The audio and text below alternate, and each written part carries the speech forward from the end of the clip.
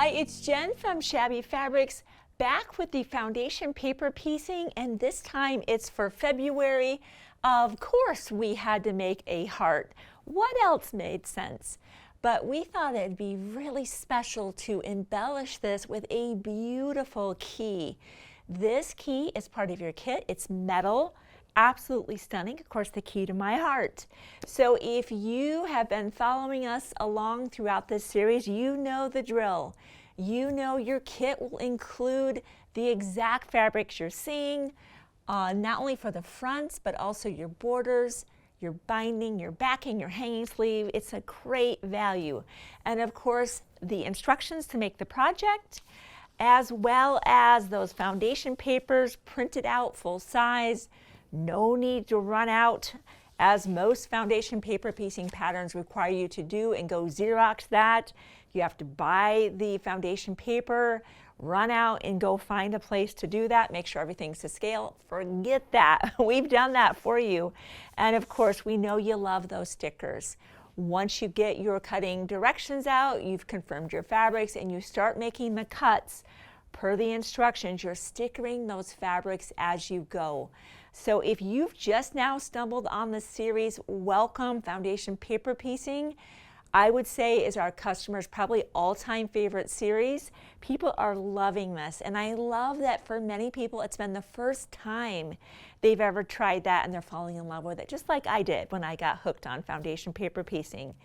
As I said, if you're just now joining us, head back to really the beginning of this series, which was when we did the April project. It was a beautiful tulip.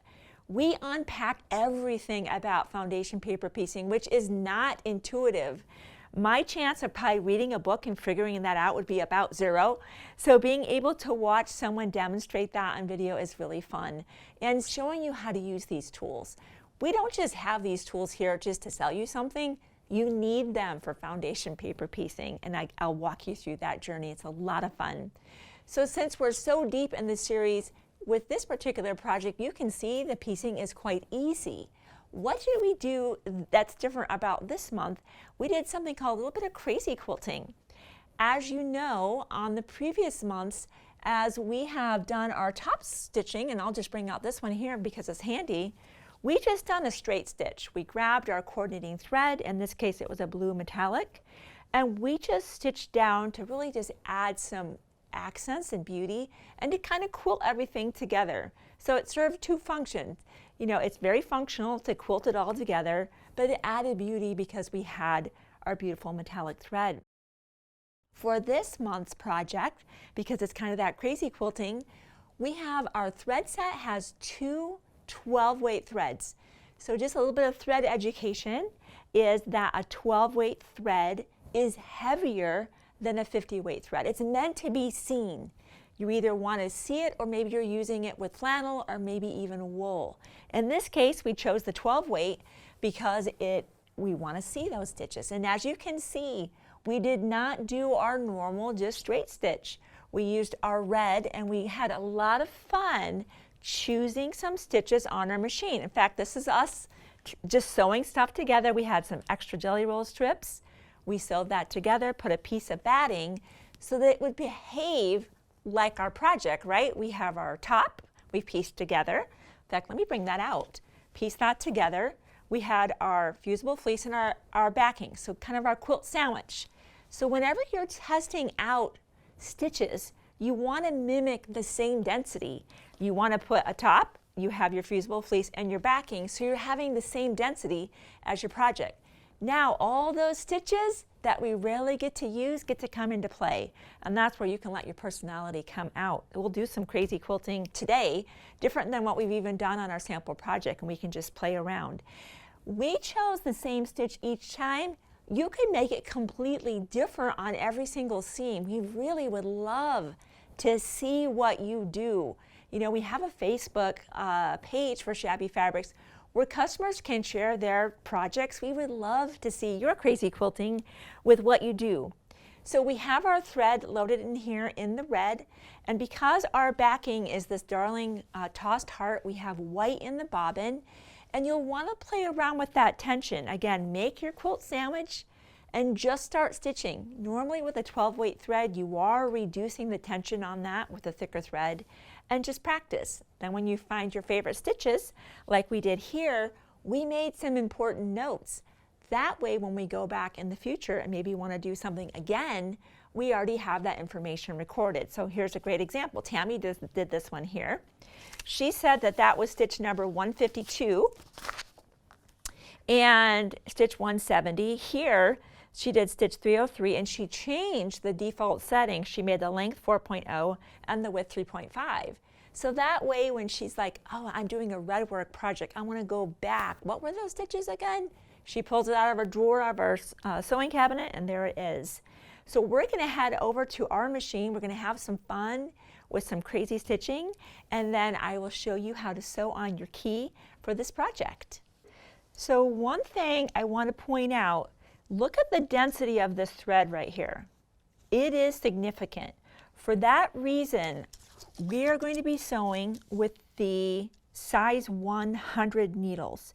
Now, because I have a fusible fleece here, this is a super nonstick, really meant to be used with any kind of fusible product. Could be fusible interfacing, it could be fusible applique, whatever that is. We have the super nonstick. That size 100 needle is bigger to accommodate that thread. I have found when I try to use the 100 weight thread with the size 80 needle, I do get thread breakage. So go ahead and bring that up to the size 100. Another reason to kind of test out the tension. But let's just have some fun. We'll start here and we'll add some fun little crazy stitching.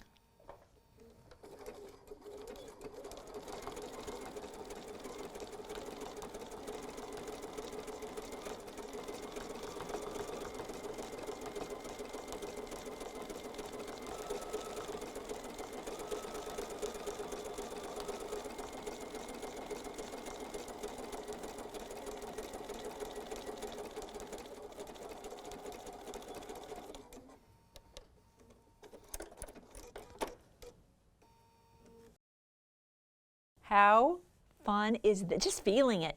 It feels so cool.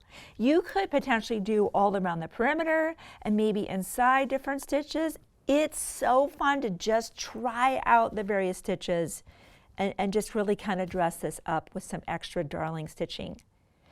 While we're here, notice how on our sample, and we'll kind of flash over that so you can see it, why did we involve this cream thread? When is that coming into play? That's coming into play really out here to do a little bit of echo quilting. And I would bring in a ruler, draw some lines with my friction pen here. I'm just going to do this while we're close up. I chose just a 1/2 inch interval. I would do this again, do this again. Make sure you are using a temporary marking tool. This will erase with heat. I would, of course, go back to a nice straight stitch, load this in the top, again, whiten the bobbin, and just straight stitch that. And that's what we did do on our project. And we just had a lot of fun after we got all of our piecing done, just adding some fun decorative stitching and some echo quilting out here with some 12 weight thread to really just emboss and accentuate our heart. So once all of our quilting is done, just like before, we're trimming away our excess batting and backing. Of course, in comes our binding and our hanging sleeve. But the part that's like the punchline, you're like, that's great, but sew on the key, Jen. Of course, you're going to be using that thread, just the red thread, that's part of your 12 weight. It's nice to double that up, some nice bulk. You can decide where you want that key. I think I really like that spot right there. And it's so, so fun to just add this on. Add that on. If for any reason you, of course, needed to ever wash this project, I can't imagine what that could be, but anything's possible. My cat once brought a bird into the house, a live bird, by the way, that flew around, and you can imagine what that bird was quite scared. And next thing I know, quilts that I thought I was never going to wash had to get washed. And so anything is possible. But of course, if you do need to wash this, just simply, you know, get your seam ripper, cut that key off, wash and reapply the key, and of course simply tie off on the back. How fun is that? We could not resist adding that key to just get across, you know, the key to my heart, of course. And then we'll tie off and display. How fun. I think this one, because of the key, you know, these types of extra goodies that we find, they're pretty special. We think you'll probably get a lot of compliments on your beautiful February display. Next month, I cannot believe, is our last month of the foundation paper piecing series, but we have heard you. We know you love this series, so we are busy, of course, as always, working on new foundation paper piecing projects for you. So if you haven't already subscribed and gotten all your quilting friends to subscribe, do that right now. 2024 is going to be the best year of Shabby Fabrics ever.